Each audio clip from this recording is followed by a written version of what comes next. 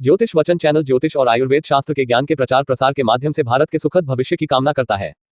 प्रस्तुत वीडियो ज्योतिष सिद्धांत पर आधारित है और वीडियो का उद्देश्य जनमानस को गुणी और निरोगी संतान प्राप्ति का है। वीडियो में उपयोग की गई सामग्री किसी भी प्रकार से लिंग निर्धारण में कोई सहायता प्रदान नहीं करती है और ना ही प्रोत्साहित करती है। सवे भवन्तु सुखिनः, सवे सन्तु निरामया।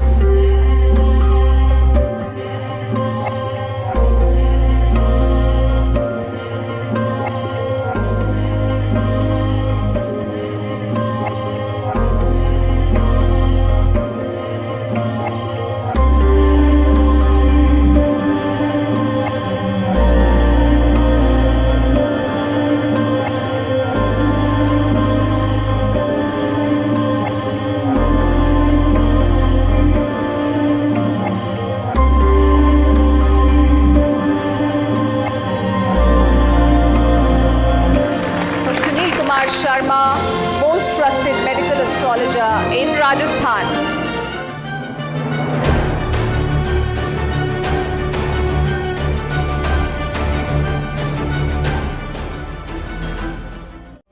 नमस्कार, मैं एस्ट्रोलॉजर सुनील और आप देख रहे हैं ज्योतिष वचन, एक विश्वसनीय चैनल। हमारी लेटेस्ट अपडेट पाने के लिए हमारे चैनल को सब्सक्राइब कर लीजिए, साथ ही बेल आइकन को ऑन कर लीजिएगा। धन्यवाद।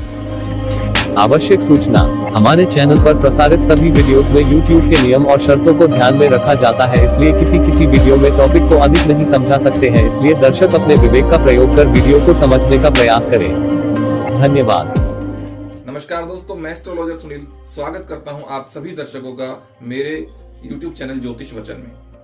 देखिए, सबसे ज्यादा एक भ्रम रहता है सभी हमारे क्लाइंट्सों को या सभी लोगों को, एक चीज सताती है, एक परेशान करती है कि वो किसी भी चीज में ज्योतिष का सहारा लेते हैं, लेकिन जिस उम्मीद से वो जिस कार्य को करते हैं या जो मुहूर्त लेते हैं या ज्योतिष को जहां फॉलो करते हैं और उनको उतने बेस्ट रिजल्ट्स नहीं आ पाते हैं जैसा कि ज्योतिष में लिखा होता है। बस यही एक सबसे बड़ी विडंबना है ज्योतिष की कि ज्योतिष के रिजल्ट्स उनको प्रॉपर तरीके से नहीं मिल पाते हैं, तो उनका विश्वास उठता है। और हमारी माता बहिनें हो या कोई भी हो, चाहे किसी भी प्रकार के मुहूर्त के लिए या किसी भी प्रकार के आप ज्योतिष को फॉलो करते हैं तो एक बड़ी उम्मीद के साथ करते हैं, लेकिन जब रिजल्ट्स बिगड़ जाते हैं तो ये दिक्कत होती है।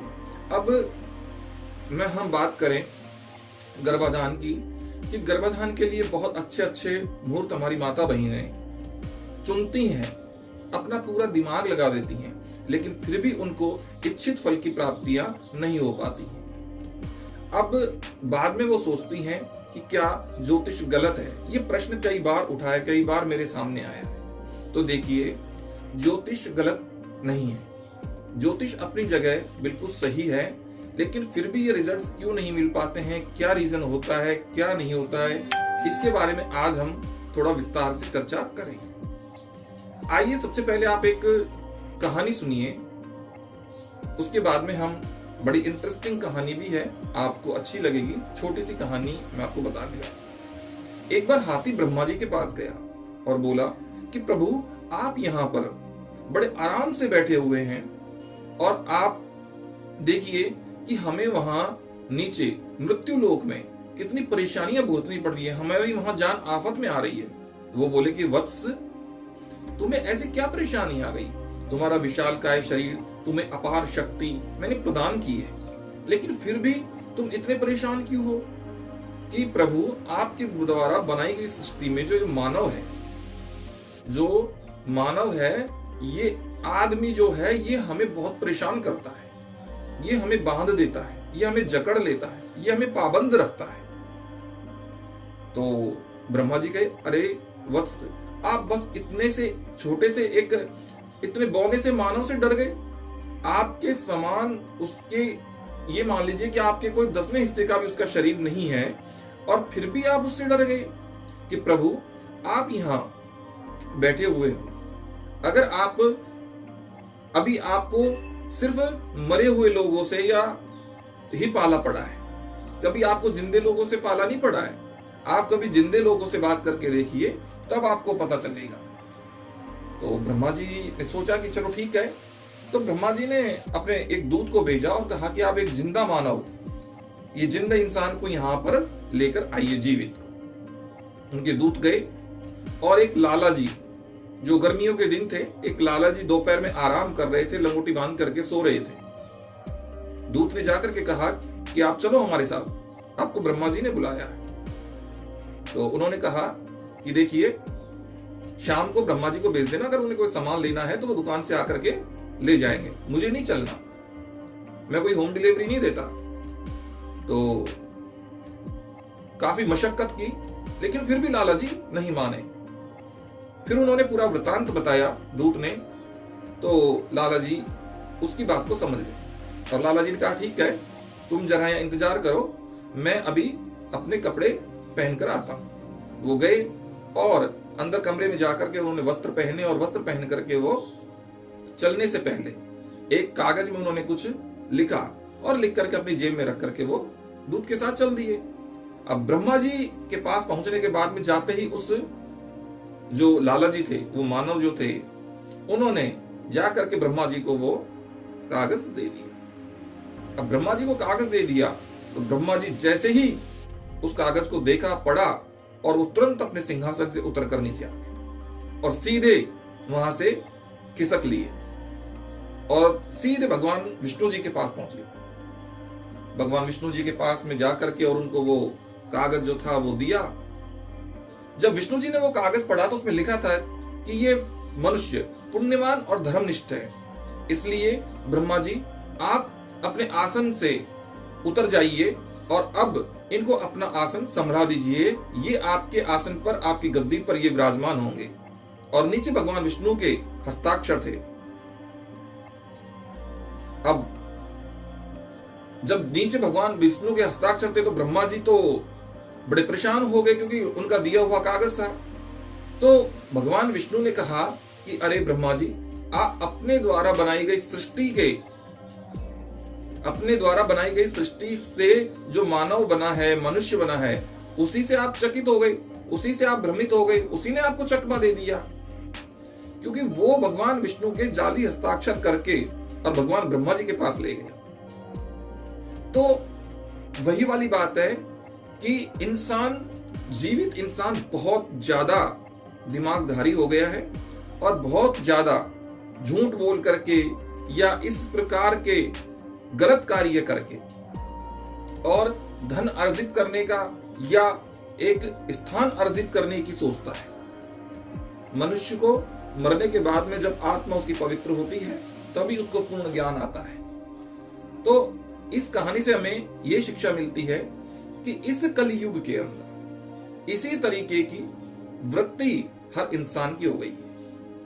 जब सतयुग था, उसके बाद में त्रेता, द्वापर और कलयुग, हर युग के अंदर ज्योतिष के अंदर यह भी बताया गया है कि जो सतयुग के अंदर जिन ग्रहों के जाप की गणना जो बताई गई है उससे 4 गुना, क्योंकि 4 गुना चौथा जो हमारा युग चल रहा है कलयुग है, वो 4 गुना डाउन पड़ गया है। इसलिए 4 गुना अधिक जाप कोई करेगा तो उसको फल मिलने की संभावना है। पहली बात। अब लोग 1 गुना करते हैं, जैसे 1.25 लाख मंत्र है तो 1.25 लाख का 4 गुना आपको करना होगा, 5 लाख मंत्र करने होंगे। तो उसी प्रकार से आपको ये ध्यान देना चाहिए कि उस समय में और आज के समय में इतना परिवर्तन हो गया है। अब मैं आपको एक और एग्जाम्पल के आधार पर समझाता हूं कि क्यों आपके द्वारा अच्छे मुहूर्त देखने के बावजूद भी आपको प्रॉपर रिजल्ट्स नहीं मिल पाते, या कभी कभी गलत आप मुहूर्त यूज कर लेते हैं, उसके बावजूद भी आपको सही रिजल्ट्स मिल जाते हैं। क्यों ये गड़बड़ हो रही है, क्या ये रीजन है? इसका सिर्फ कारण यही है कि आपको पता होगा कि पहले 2G मोबाइल चले, फिर 3G, फिर 4G, फिर 5G। अब हम हमारे मोबाइल के अंदर, जैसे हमारा मान लो ये एक मोबाइल है, ठीक है। अब इस मोबाइल के अंदर ये हमारा पुराना जैसे मोबाइल है और इस मोबाइल के अंदर हमने 5G का नेट डलवा लिया है। कहने का मतलब ज्योतिष के नियम अनुसार सिम हमारी इसके अंदर है जो सपोर्ट कर रही है और हमने इसको 5G नेट से कन्वर्ट कर लिया है, हमने रिचार्ज करवा लिया 5G नेट का। लेकिन हमारा जो ये फोन है ये 5G का है, ठीक है, इसलिए ये अपना प्रॉपर वर्क करेगा और इसको पूरा फायदा मिलेगा, हमको जो भी बेनिफिट्स हैं वो सारे मिलेंगे। लेकिन यही फोन हमारा अगर 2G का है या 3G का है या 4G का है, फोन में जो सपोर्ट हो रहा है, फोन जो बना हुआ है उसमें मात्र या मान लो कि 2G सपोर्ट करता है, उससे आगे का नहीं, तो हमें उस सेवा को लेने के लिए, उस सिम को रेगुलर करने के लिए या उसकी 5G या 4G को चलाने के लिए हमें उसी क्वालिटी का फोन लेना पड़ेगा। तो मेरे कहने का मतलब यही है कि 4G या 5G तभी चलेगा जब फोन की योग्यता उतनी होगी। तो आप ज्योतिष के जब नियम फॉलो करते हैं तो आप ये ध्यान रखें कि आप एक कलयुगी मनुष्य हैं, आप एक कलयुगी मानव हैं। जो ज्योतिष में लिखा हुआ है वो सतयुग के टाइम की बातें हैं या उससे भी पहले की बातें हैं या उससे बाद की बातें हैं, जो जहां पे ज्योतिष आचार्य ने जैसे हमारे ऋषि मुनि हुए उन्होंने अपने समय के अनुसार दिया। लेकिन आज के समय में मानव की जो वृत्ति बदल गई है, इसके अलावा मानव उस समय के जो हमारे ऋषि या मुनि थे उन्होंने अपने शरीर को पूरी तरीके से शुद्ध कर रखा था, इसलिए उनका सीधा कांटेक्ट था ग्रहों से। उस फ्रीक्वेंसी को कैच करने का, उसको पकड़ने का ये पूरा उनके अंदर था। वो यज्ञ हवन करना, तीनों टाइम की संध्या करना, पूजा पाठ करना, अपने नियमों से रहना। अगर आप कभी नित्य कर्म पूजा प्रकाश देखेंगे, एक पुस्तक है या अन्य किसी प्रकार की ऐसी पुस्तक आप देखेंगे, तो आप ये देखिए कि कितने कर्तव्य हैं मनुष्य के और कितने कर्तव्यों के बाद में वो एक शुद्ध ब्राह्मण या शुद्ध मनुष्य बन पाता है। और जब वो इतना बन पाएगा तभी उसको इन सब चीजों को प्राप्त करने का या पूरी फ्रीक्वेंसी को कैच करने का अधिकार प्राप्त होगा। उसी के ऊपर वो सारी चीजें उतने ही तरीके से लागू होंगी जिस तरीके से बताई गई थी। अब जैसे कई बार हम भी वीडियो बनाते हैं, अन्य लोग भी बताते हैं, पुराने जमाने का एक एग्जाम्पल देते हैं कि उस समय जैसा चाहते थे वैसे ही पुत्र या विपुत्रियां हो जाते थे। तो ये सारी चीजें होती हैं।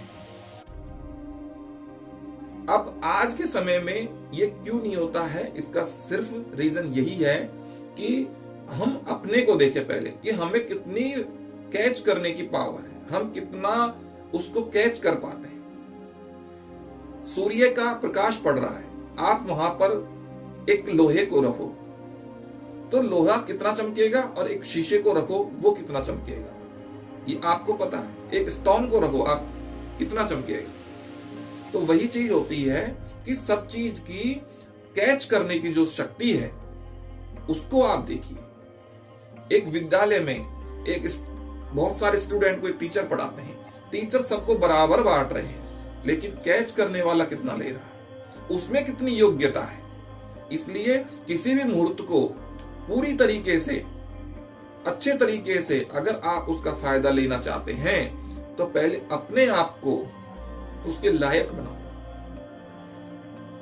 तो यही होता है ज्योतिष के अंदर। आप किसी भी प्रकार का ग्रहण आते हैं, दान करते हो या अन्य प्रकार के दान वगैरह करते हो, मंत्र जाप करते हो, इन सब के लिए आपको बहुत ज्यादा ज्योतिष के पहले से नियमों को फॉलो करना पड़ेगा, जिससे आपकी आत्मा शुद्ध हो, आपका मन शुद्ध हो, आप अपने आप में भी थोड़ा सत्य, धर्मनिष्ठ और थोड़ा कर्तव्य परायण बने।